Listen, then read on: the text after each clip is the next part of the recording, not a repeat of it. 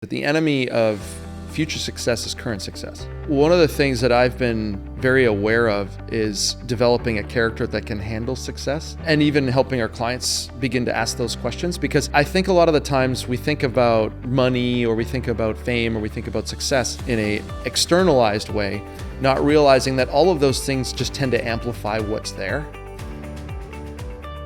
Welcome to the Beyond High Performance podcast, featuring content and conversations from me, Jason Jaggard, along with our elite coaches at Novus Global, their high-performing clients, and the faculty of the Meta Performance Institute for Coaching. On this podcast, you'll hear some of the world's best executive coaches and high-performing leaders, artists, and athletes discuss how they continue to go beyond high performance in their lives and businesses. Hi, my name is David Miller. I'm the Chief Expansion Officer for Novus Global, and I have the great privilege of interviewing Dan Leffelaar. Dan is the managing partner at Novus Global, as well as director of Novus Global Sport. And Dan, as we were setting up for this interview, I was extremely excited because I consider you in the top 1% of coaches. And in fact, when I was invited to join Novus Global, don't let this go to your head, Dan. But meeting you and understanding you was one of the reasons that I really wanted to join, because I wanted to be around coaches of your caliber. Yeah. And what I want to do today is frame a little bit of what you're up to. What does it mean to be in the top 1% of coaches? We got a couple things that we can start to highlight there, as well as plot out your journey. How did you get there? What was that all about? And so a couple of things just to highlight this. No big deal, but I want to give a little bit of your resume, okay? Dan, you have coached Olympic athletes, multiple medal winners in multiple sports. You have been in the top echelon of athletes in so many sports, rookies of the year, some of the highest paid athletes across the world. And I've got to think that you didn't start there. No. That when you first started coaching, Yes. it was not two Olympians or national basketball teams. Yes. But in fact, you started like so many of the rest of us, humble from your living room, just trying to, have great conversations that open the door for so many. I would love if you would just take us back, do your best, remember those early days before you were as awesome as you are right now.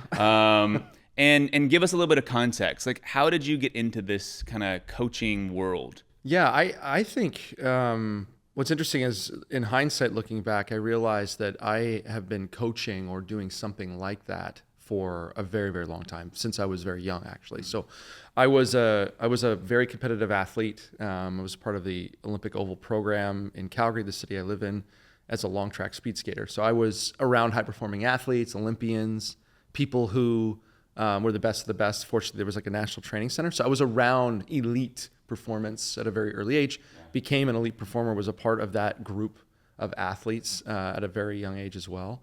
And that, I think, really set the stage for what I was going to do next. And looking back now, I realized, I did a lot of, people would always pull me aside and want to talk to me about unpacking what was going on in their life. And I didn't really know why. I was like, okay, well, this is something that I enjoy doing. I enjoy chatting with people. Now, I was young. I didn't really have, I would say, wisdom to share. But I think I knew, I had insightful questions, that I was just a curious person. So I think that really helped set the stage for all of that. At the very beginning, I noticed I'm really interested in being the best at something myself. Then I'm around people who are really, really good at what they're doing in athletes. And at that point in my journey, I was, ranked top 10 in Canada as a long track speed skater. I was a junior, but I was struggling with my own performance as well. So it's strange when I look back and then I look at some of the jobs that I did before I got into coaching, before I even realized coaching was an occupation, because that's actually the truth. Is I didn't know coaching was even a thing. When I heard the word coach, I thought, my coaches, my sports coaches, but I didn't realize that coaching could apply to people helping others enhance what they're doing in dramatic ways. And so, looking back now, I see that I've always been doing that to some extent. Whether I worked at a nonprofit, and people would always want to pull me aside, have conversations, and I just enjoyed that. So when I encountered this type of work and then met our CEO many years ago, began to realize, oh, this is an occupation, and I could spend my full time doing this, and that really shifted things for me. So that's where it really started. Yeah, that's beautiful. Talk a little bit about how you got started in the coaching industry. So you moved from being an individual that people sought out, questions and all of that, and then you moved into that becoming an occupation. And so you take us to the early days of being a coach. Yeah, so I started, I think most coaches in this field start with some sort of connection to personality assessments or things like that. So for me, it was, I was getting interested in leadership and culture. I was getting interested in what makes organizations tick, what makes what good leadership looks like, all those sorts of questions. So I went and got certified in a psychoanalytic assessment, one of them, there's so many, and then was interested in another one. And people were just asking me to come to their companies as an individual and to facilitate conversations. And so I really enjoyed doing that. And that's when I started to realize, oh, this is a thing. This is an industry. It was something I was learning about. And then many years ago, Jason called me and was jokingly said, hey, I think you should quit your other job and come work with me.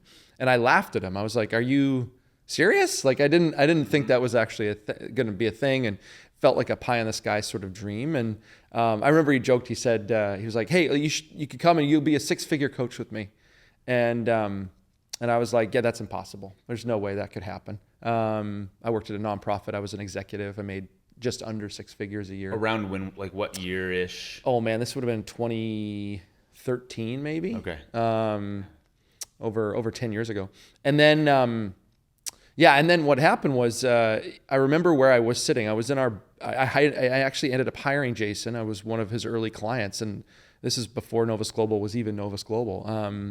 And Jason was coaching me, and I was sitting in our basement, in an undeveloped basement with the rafters above and stuff, and I didn't even have a desk or an office, and I'm sitting there, and my wife comes down to check in on how we're doing, and she's like, what are you guys talking about? And Jason loudly says, oh, I'm trying to talk Dan into becoming a 6-figure coach with me. And I remember thinking, oh, that's not real. Like that's impossible. That's something that's impossible. So even then the work that we do was the seeds were being planted at that moment in my life. And so not realizing, now when I look back, I start to see how all of these particular moments of my life had culminated together to do what I do now. The athletic ability, the environments I was in when I was really young, and then also the leadership stuff, and then the cultural stuff, and then the coaching trainings that I had gone through over the last decade and a half. All of those put together to create what's now. So. And as you're hearing those like encouragements, the promptings from Jason, which he does so well, yeah, like that for yeah. me as well, Yeah. Inviting you into more, and all of a sudden you start like, it seems like at some point you started to believe that. Talk about like what that was like. I was working on a team at the time, and the people I worked with were great. Like it wasn't a knock on them at all. But I remember at that point, the firm Novus Global was 2 people. Yeah. It was Jason and Amanda, and I remember thinking, man, if this thing takes off and I'm not on that plane or that rocket, I'll regret it. I'll regret it for the rest of my life. I knew early on, I was like, I would rather risk and fail at this than sit on the sidelines and watch that happen. And it's something I carry into the conversations I have with a lot of our, like the best athletes in the world. Like we're so privileged to get to work with so many different teams and different sports and people at literally the top of their leagues. And the one thing that I think they all have in common is a desire to find a new level of who they are. And I know what that feels like. I've been in that moment multiple times now of thinking and believing that there's something that could be completely beyond what I'm doing right now that feels impossible, but isn't. And so that was a huge piece of it. And then to go beyond just specifically for the athletes that we work with, like being able to apply a lot of the lessons we learned in the corporate space with some of our marquee corporate clients. And this idea that we're not just coaching a person, we're not, there's a lot of coaching that provides shortcuts or mental hacks or things like that are interesting and important to momentary performance. But what we're interested in is this like holistic, wide conversation around performance throughout a person's entire life. Yeah. And to me, that's what really galvanized me into the company and the work, because, we're not just trying to hit a bottom line or get somebody a championship. Like that's great. We've had so many guys win championships and teams win championships and win medals. And that's an accomplishment for sure. But the things around it, the relationships around it, the legacy that's left behind after that happens, thinking about those things becomes so much more meaningful for that person and what they're building in their life. So I love helping people build entire lives that are beyond their dreams. And that's a kind of a wild conversation to have with somebody who's already, the best in the league at what they do. Yeah. But it is exciting because even there's more that they could be capable of. Can you give us a little bit of context to the early days of Novus Global?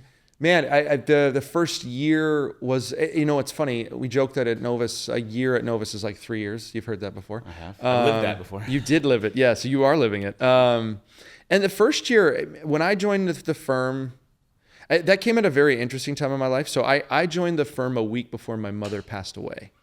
And so it was an incredibly emotionally draining time of my life, and was also very propellant. Like it had me asking really powerfully deep questions about what I wanted to do with myself right at that time. And so I think in many ways losing something in my life that was so critical, my mom, really created an urgency of, like life is not permanent. And it was the first time in my life I had really gone through significant grief. And so early Novus, there's me crying on every call. No, I'm just kidding. There's like a level of rawness that was there. And actually that didn't just apply to me, that applied to everyone who was in early days. And that first year was, it went from 3 people to 5 people to 8 people. And it grew pretty quickly at the very beginning, and then resulted in all of us taking swings and doing things that we hadn't done before, and learning a lot, in many ways, learning the hard way.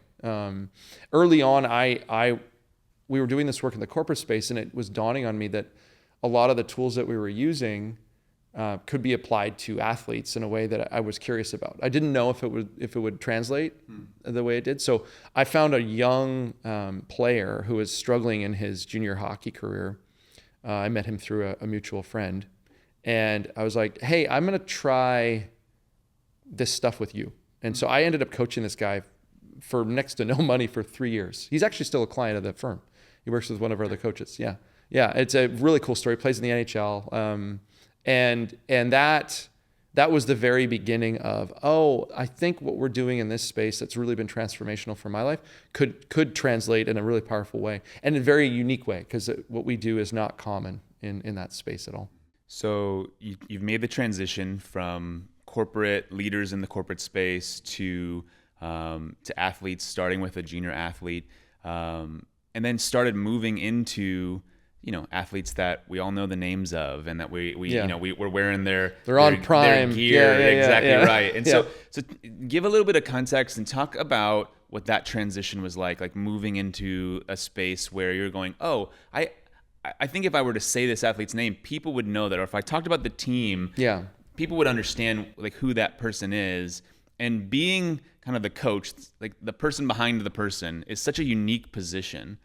And I'd love to hear a little bit more about that. Yeah, we joke about being the elbow in the photo. Yeah. And I am literally in a lot of photos, and I am the elbow. Like, you do that on purpose? Do you just like just stick my elbow out? Yeah. There was a photo in Vogue, and one of our clients was featured in Vogue, and my wife Laura, who's one of our coaches, she's in the photo. But it's like it's just the side of her body. Yeah. So you need to know it was her to be able to tell it. So we're literally in. I know that arm. In the picture. But and that's very intentional. But it feels like, just to say it, to frame it further, it feels like that's a level. So like there's going to be a level of excitement that comes with that. I imagine, like you tell me sometimes about clients, and I kind of feel my inner fan come out. Yes, yeah. And I'm going, okay, so when I meet them, just breathe. I'm just going to hang out with them. I'm going to be a resource. Yeah. So how do you ground in that, and what does that feel like? I think early on, I as a person long to be significant. So the people who inspired me were people who had a level of platform or recognition, and I was drawn to that. I was always drawn to that, and in some ways out of insecurity, but I think also out of ambition.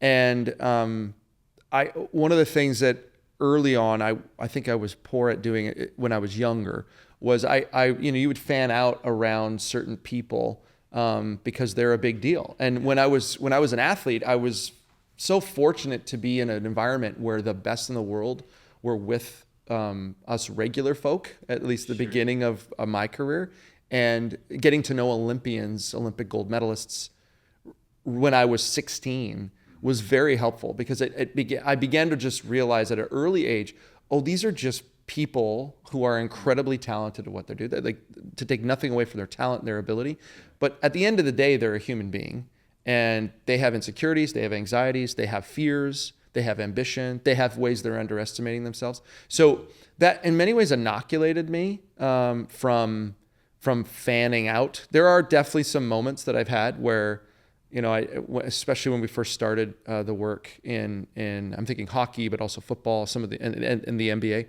where I'm gonna be with this person, and I have a version of this person in my head that has been created by the media or been created by watching them on TV.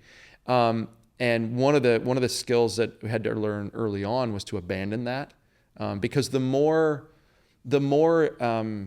you're thinking about that version of a person, the less you're listening and paying attention to the actual person. So it, in many ways, it's like an emptying of yourself and an emptying of expectation to show up and actually coach and powerfully serve somebody. And what's funny about that is that's just true regardless of who the individual is. The stakes just happen to feel higher with professional athletes or a famous actor or somebody like that. So we've worked with both.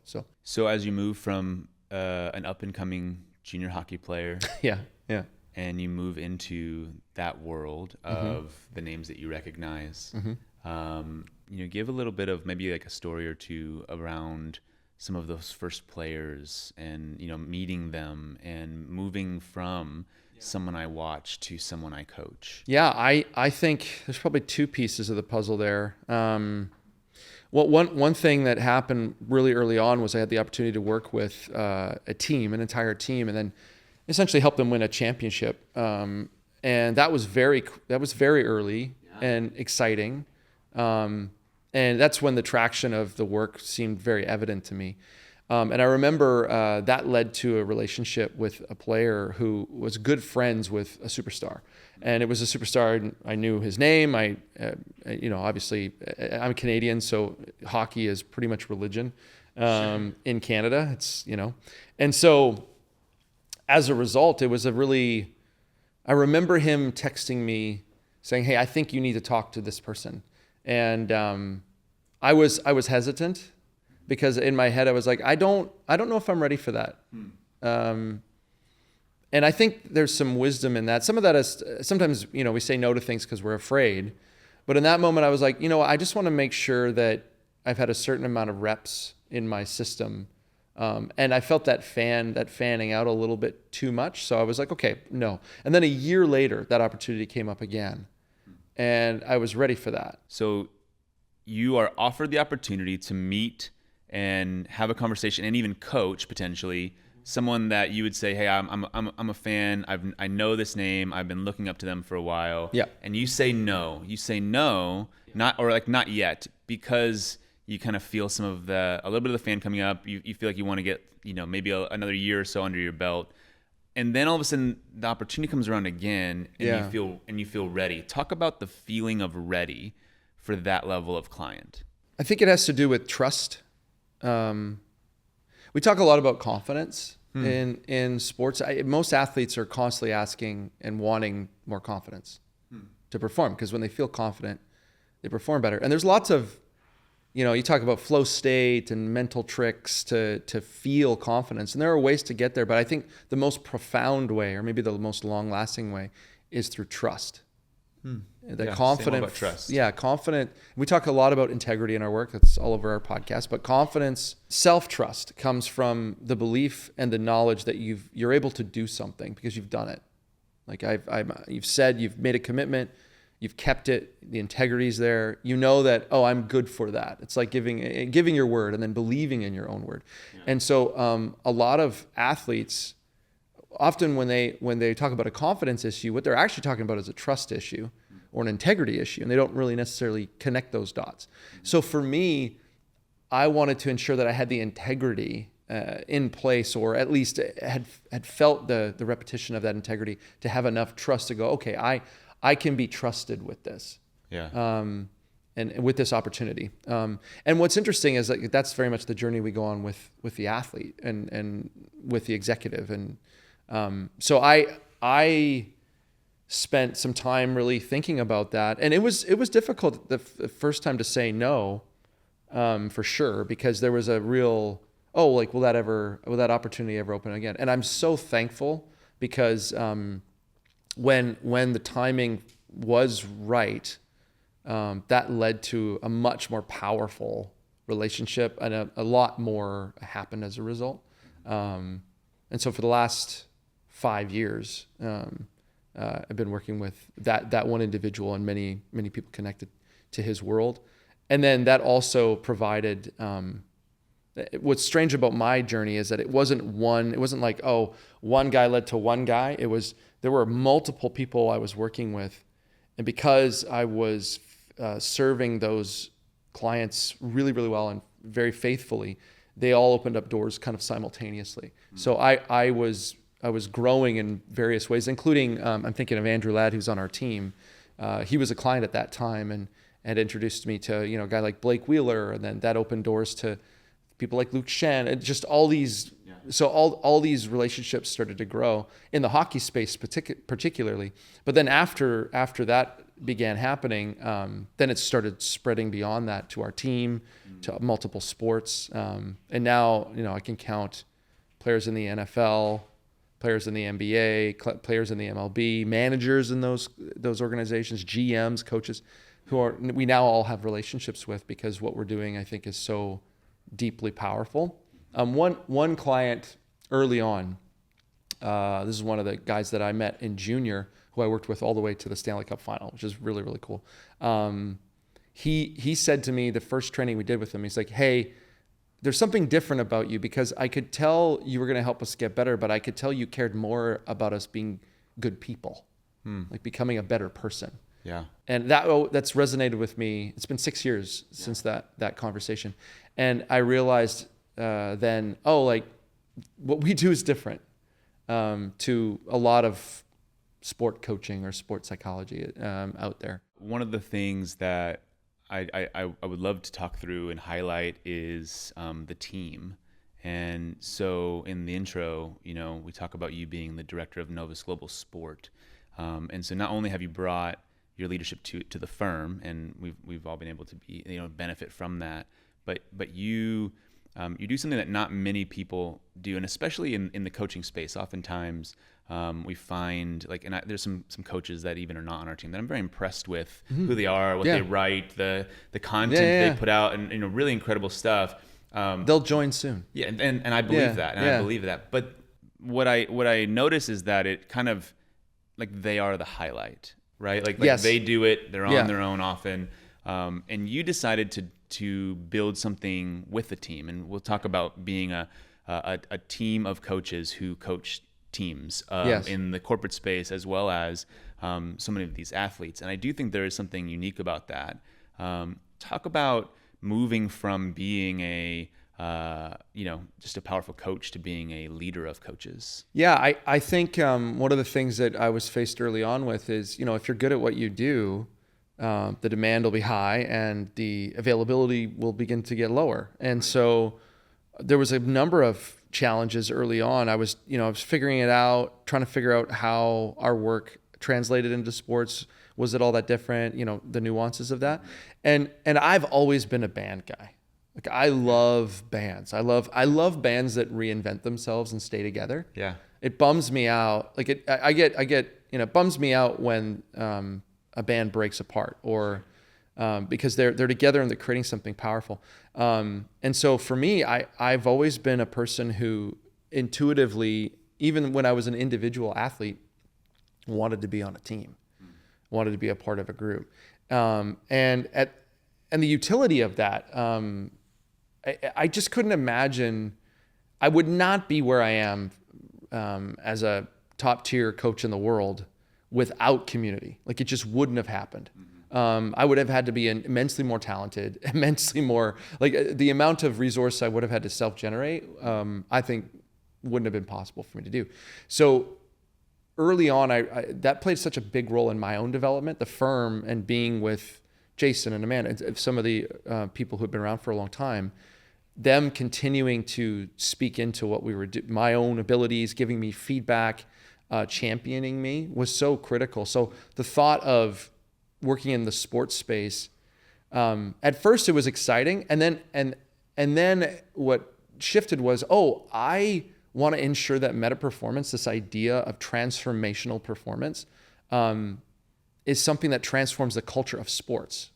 Because if we can transform the culture of sports organizations and athletes and create awareness and lives that are expansive, that are generous, that are creative, that are prosperous, that generate community, if we can create that, that will influence the masses. And there's no way I can do that by myself. Like there's no way I can do that. So it almost was just a logical next step of, okay, there needs to be a team. There needs to be more of us serving together. We need to be supporting each other, giving each other feedback. There's got to be an engine of development that happens as a result. And what's been really neat is to watch our team grow and really support each other through the highs and the lows, but also push each other to be better. Because I think a lot of solopreneurs, and I was one, so nothing against solopreneurship. You're not gonna change the world by yourself. You can make a dent for sure, but the thought of truly helping teams, a team, it always was ironic to me that individuals would tell teams how to do it. It's like a single person telling a married couple how their marriage works. It's like, okay, you can have opinion, that's fine, and you might even be right, but it's not necessarily. You're not speaking from the suffering that is, and suffering, passion, that word means to passion and suffering is the same word. So for me, it was always about the integrity of working in a team, understanding team dynamics. What is it like to be, leading a team, and then you've got people who aren't getting along, and then you've got a boss. And it's the same with, if you're a captain of a team, of a sports team, and you're trying to manage relationships, and you're trying to figure out how do I work with management. And there's all these tensions and different ways of seeing and different relationships you got to work inside. So it made total sense. And then the thing and this is, I think, why a lot of people are solopreneurs, it's hard. It's not an easy thing to do, to get a group of people marshaled together, aligned to a particular vision and moving in the same direction. And ask any sports franchise captain, any manager, it's hard. And we, this is why I think it's so powerful, we understand that journey. We're on it. So now what's beautiful is, we work with tons of athletes on tons of different teams. That would not be possible for me to do, an individual to do. I just don't have the capacity to do it. Yeah, there's something really beautiful about, as we go back to the beginning, where you're sitting in your unfinished basement. Yes. And Jason invites you to, he says, hey, you're going to be a six-figure coach. And I think at this point, we look at that, I would imagine you're looking at that going, six-figure coach. You're almost ridiculous. Laughing on the other side, right? At the beginning, it was there's a nervous laughter of that was impossible. Now there's almost a chuckle of remember when. That was cute. Yeah, that was cute. It was really cute to be that six-figure coach early on. And now you're helping to create a thing that has launched many six-figure coaches and beyond. Into a space where it's I'm watching something I really enjoy about our team is that internally the number, like there's a scoreboard. The numbers are the numbers, and we all are kind of privy to it. And I'm watching like those that are coaching athletes just crushing it. I'm watching those that are in the corporate space just crushing it. And so you've moved into a space where now not only have you surpassed that goal, but you are leading a team that's surpassed that goal. I guess I'm wondering if if you'd give any like insights to what is it like to grow a practice like that, to move from this feels impossible to, in our world, we use the phrase, now it just feels like a Tuesday. When the impossible becomes Tuesday. Yeah. And now financially, that's your reality, is that what seemed impossible is a Tuesday. Give a little bit of context for what that feels like and what that was like, that journey was like. It requires a lot of self-work. What I mean by that is, I remember talking to Jason early on about a quote that we use a lot in our trainings, that the enemy of future success is current success. And so one of the things that I've been very aware of is developing a character that can handle success. Yeah. And even helping our clients begin to ask those questions, because I think a lot of the times we think about money, or we think about fame, or we think about success in a externalized way, not realizing that all of those things just tend to amplify what's there, the character that's there. So for me, I've always been very aware of the need for feedback and community as success was happening. And that was also the reason why, like if it weren't for the firm, I wouldn't have known where to push myself, known, what does it look like to really value what we're doing and do that in a way that works for clients, but also in a way that works for the firm. But I think my feelings, it's funny, we talk about how our feelings slowly catch up to our reality. Like I felt that tension early on as things were growing. And then what I get really excited about is now that we've achieved a certain level of success, there's another level that we're headed towards, but allowing and paving the way for others to join our community, to understand that there's a path there, and that they don't have to try to figure it out. They don't have to bushwhack. You get really, your knees get all scraped up and you're uncomfortable. Like there's a way in which you can be a part of a community that allows you to reflect on how you're getting in your own way, how you're getting in your own way of building your own practice. What does it look like to powerfully serve? What does it look like to believe that there's more out there than what you have currently? Scarcity creeps into a lot of people's thinking around these things. So for me, it's been a really interesting journey, because it's paralleled a lot of my clients. Like and our clients too. We've had clients who, at 21, 22 are signing $80 million, $100 million deals, and they're suddenly generationally wealthy, and they don't have the core stabilizing muscles to even compute what that means. Yeah.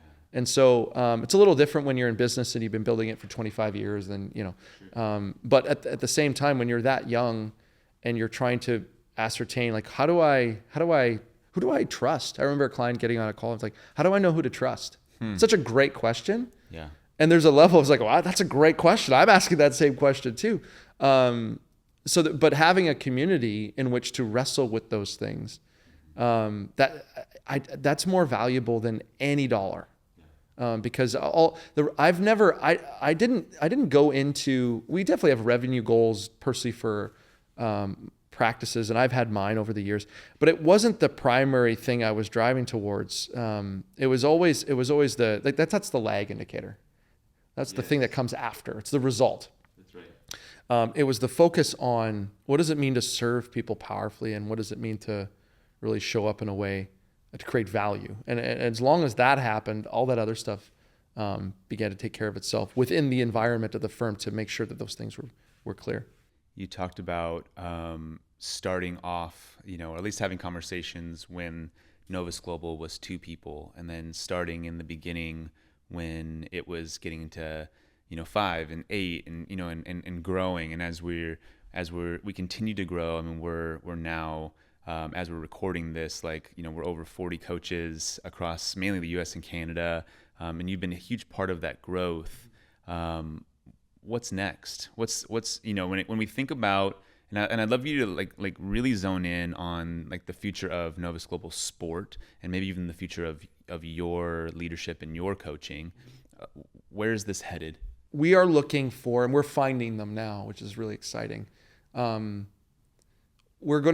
will revolutionize the culture of sports. Like that is what we are going to do. And whether it's, and that what's fun now is now we're coaching entire organizations, GMs, coaches, and players. It used to just be more players, but now we're finding franchises who are aligned that understand that character development, cultural development, meta performance is a cost saving enterprise because and a profit enterprise, because you end up with people who are more aligned, more competitive. So you win more games, you win at the sport, and then you've got organizations that are healthier. And so as in sports, there's just a lot of gaps in terms of understanding. Like there's this new generation of player and athlete coming in, and a lot of the old ways of relating to performance and sport don't work.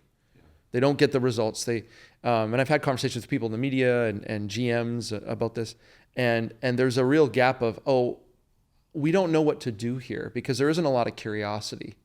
And so bringing that into sport environments, into teams is what's happening right now. And I know that we're going to be working with, over the next decade, we're going to have, and this is starting to happen, but we're going to have championship teams that are going to be dynastic. They're going to continue to win more than one. And people are going to start wondering, why is that organization replicating that result? And why do people want to work there? Why do athletes want to get traded there? And so we're looking for those like-minded organizations. And what's fun is in the NBA, we found a few. In the NHL, we found a few. In the MLS, we're it's a bit of a different market. In the NFL, so and that to me is, it's almost like it's like bringing that meal that satisfies all of the nutritional needs, and showing people where to get it and showing people how to prepare it. That's essentially what's happening on a small scale, small being, for many that's a big scale, but we're just getting started there.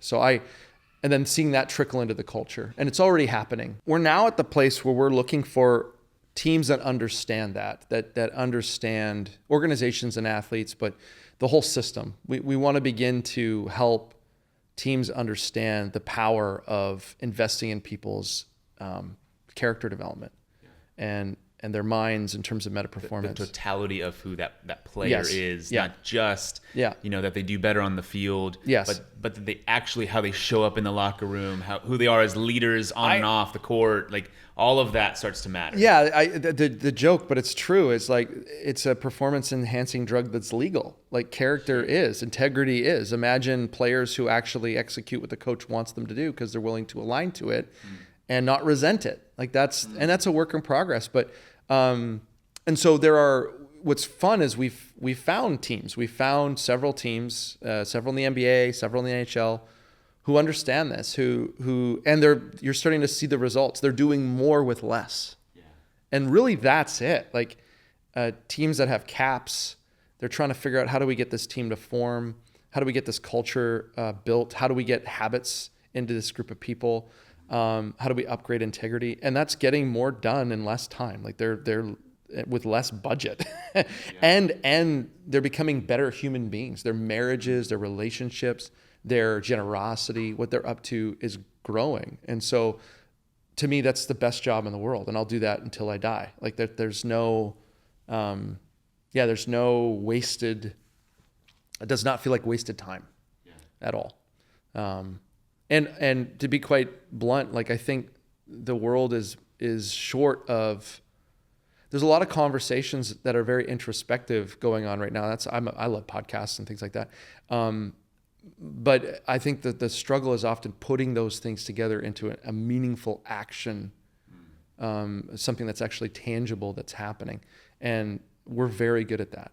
That's what we're very good at doing.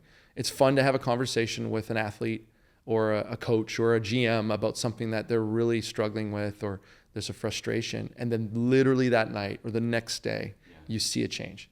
You see a change, a tangible change that impacts a group of people. So, and as a part of it, it moves from not only impacting that team, not only impacting that player or that GM, but it starts to impact the fan, the person watching. Like I think a lot about one of the first times I got to spend time with one of our clients, and I got to take my son to a game, and him watching and seeing not only their work but our work on display was such an incredible experience. And so I'm Well, can I say something about that? I would love that. So there's two examples that come to mind. One is Blake Wheeler, and he lost his captaincy and went through a really difficult leadership journey, and navigated that with so much class because of the work he put in this space. Like it really enabled him to face a really challenging part of his career. And then I think about another client of ours I just love this guy. His name's Brock Besser. He plays for the Vancouver Canucks, who went through an incredible loss. His father passed away, and hockey had become very difficult for him to play. Like it was his job, but the joy was missing from his days, obviously because of the grief. And to see him put that work in, he went through a really difficult season, and then to come out on the other side and to find that joy and that energy again. And then all of a sudden, he's taken off, and like those moments where you see somebody break through their own personal journey, and Brock's talked publicly about this, so I don't feel bad about talking about it.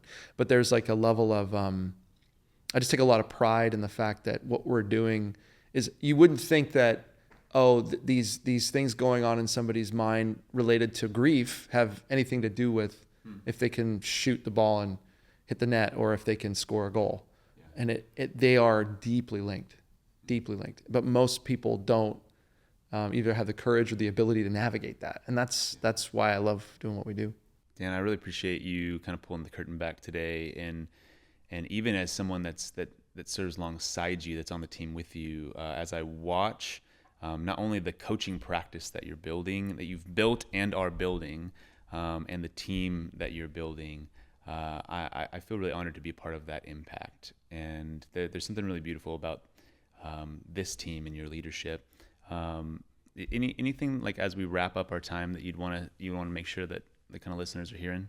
Yeah, I think if you're two things. If you're a coach and you're doing this on your own, and you want to grow more quickly than you've ever grown before, and you want to be challenged, find a community. It doesn't have to be ours.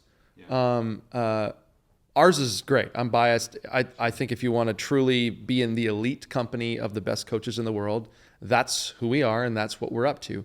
And having become one of those most elite coaches to do what I do, it's the product of community. So I can't overemphasize that enough in terms of that. And then to anyone who's out there, whether you're an athlete or an executive or corporate athlete, maybe is the way we use the term.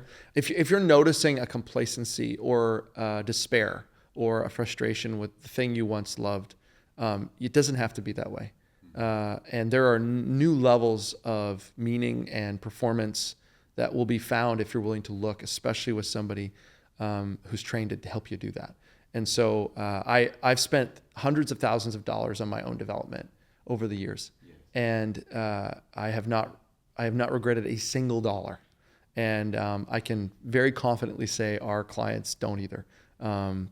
We've helped our clients make themselves millions and millions of dollars. And more importantly, create generosity and meaning in the process of success. And sometimes I think the greatest curse that humans can experience is success without the meaning. When you combine those two things, they actually fuel each other in a beautiful way. So, yeah. This was a lot of fun. Yeah, thanks for this, man. Yeah. All right, we have a few more things to let you know about before we go. First, podcast reviews really help us serve more people. So if this podcast is helpful for you, we'd love your help to get it into as many leaders' hands as possible. Please leave us a review, even if it's not 5 stars. And if you really want to go the extra mile, let us know what you'd like to hear more of, or what you think we could do better to serve you and the people you care about. Okay, second, we have more resources for you online, and they're all free. We have free assessments, educational videos, articles from sources like Fast Company, written by our coaches and clients, all designed to help you use our tools in your everyday life and leadership. To dive into the free treasure trove of goodies we have for you, go to novus.global and then click on resources. Some of you have been listening for a while, and you haven't yet taken that next step to hire a coach. This is your time. I can't tell you how often I've heard from clients around the world that they wish they would have talked to us sooner. If you have a sense that you're capable of more, we would be thrilled to explore what coaching could do for you and those you influence. Simply email us at begin@novus.global or click the link in the show notes. You also might be listening to this thinking, maybe you want to be a coach, or maybe you already are and you have a vision to build a 6 or 7 figure practice coaching people you love in a way that brings life to you and your clients. Well, that's why we created the Meta Performance Institute for Coaching. It is an in-depth coaching apprenticeship designed to help you create the coaching practice of your dreams. The first step in exploring that is simple. Just go to www.mp, as in Meta Performance, .institute. There we have free assessments to help you see what kind of training you need to create the coaching practice the way our coaches do at Novus Global. Finally, this show was produced by Rainbow Creative with Matthew Jones as executive producer, Steven Selnick as producer, and Rob Johnson as audio editor and engineer. We love working with this team. Find out more about how to create a podcast for you and your business at rainbowcreative.co. Thank you so much for listening. We love making these for you. And remember, dare to go beyond high performance.